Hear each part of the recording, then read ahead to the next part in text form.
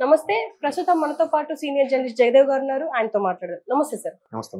Sir, Chandrababu Naidu గారిని కేసీఆర్, తెలంగాణ మాజీ ముఖ్యమంత్రి కేసీఆర్ విమర్శించారు. ఏంటంటే మూర్ఖుడు, దుర్మార్గుడు అని చెప్పేసి చాలా మాటలు అన్నారు.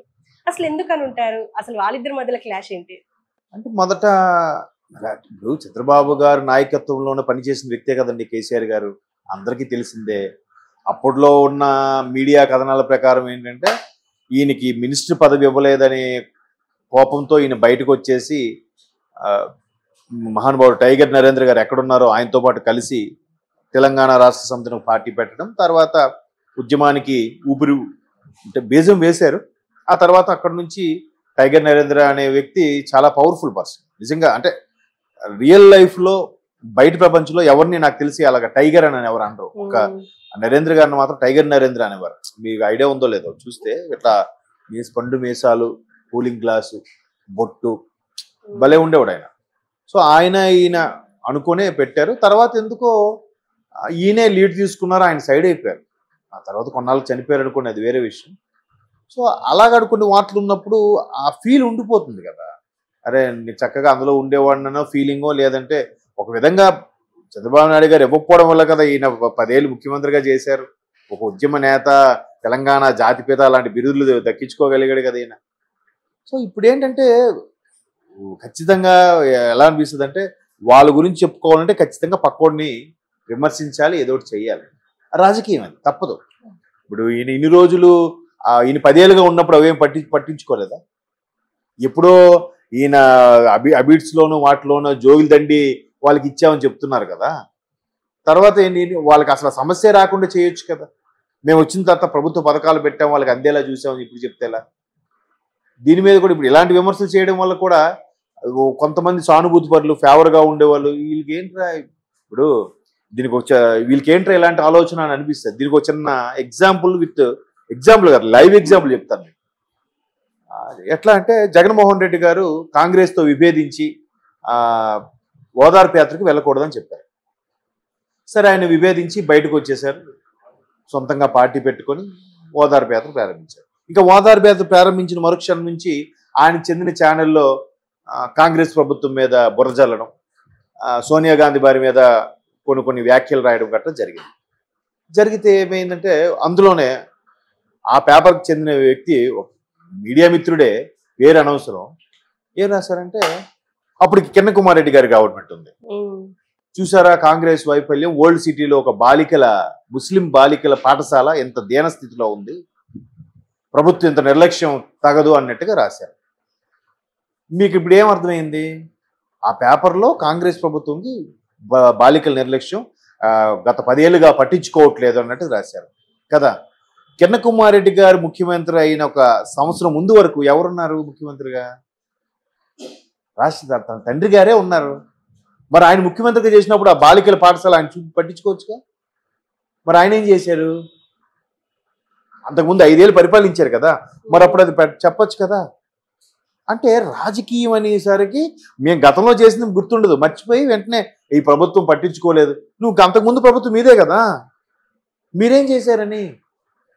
పోని చంద్రబాబు నాయుడు గారు పట్టించుకోలేదు, ఇవ్వలేదు. మీరు అసెంబ్లీ నియోజకవర్గాలకు ఎమ్మెల్యేలుగా ఉన్నప్పుడు మీకంటూ నియోజకవర్గం కొన్ని ఫండ్స్ ఉంటాయిగా, మరి ఆ ఫండ్స్లో మీరు కేటాయించి మీరు ఏదో ఒకటి చేయొచ్చుగా. మరీ ఇలాగా అందరినీ దండుకొని చేయాల్సిన అవసరం ఏముంది? ఏమ్మా 7 లక్షల వరకు దండుకొని ఇచ్చాను అని ఏదో చెప్తున్నారు ఆయన. ఆ రోజుల్లో ఆయనకి ఒక అసెంబ్లీలో ఒక ఇంచుమించు అప్పటికో 2-3 సార్లు ఎమ్మెల్యేగా గెలిచిన వ్యక్తికి 6-7 లక్షలు పెద్ద సమస్య. ఈయన నలుగురికి గ్యాదర్ చేసేవాల్సిన అవసరం, ఒక ఫోన్ కొడితే పని అయిపోదా?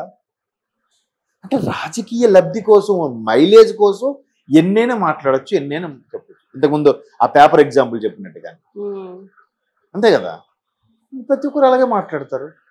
ఇప్పుడు నిన్న జగన్మోహన్ రెడ్డి గారు ఏం మాట్లాడుతున్నారు? స్పెషల్ స్టేటస్ తెచ్చారా చంద్రబాబు నాయుడు, లేలే అని చెప్పండి అని చెప్పి అనండి అని చెప్పారు కదా. మరి ఆయన 5 ఏళ్ళు అయిపోతే నెక్స్ట్ 5 ఏళ్ళు ఎవరున్నారు? ఈయనే కదా ఉన్నాడు. మరి ఈయన తెచ్చాడా? లేలే కదా.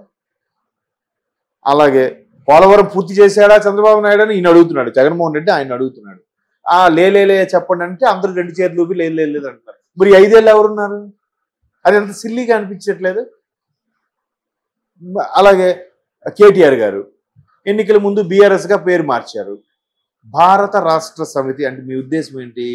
తెలంగాణ ఉద్యమం టైంలో తెలంగాణ కోసమే పుట్టింది, అన్ని రక్తం చించుకొని రక్తం కార్చి మరీ చేశామని చెప్పారు.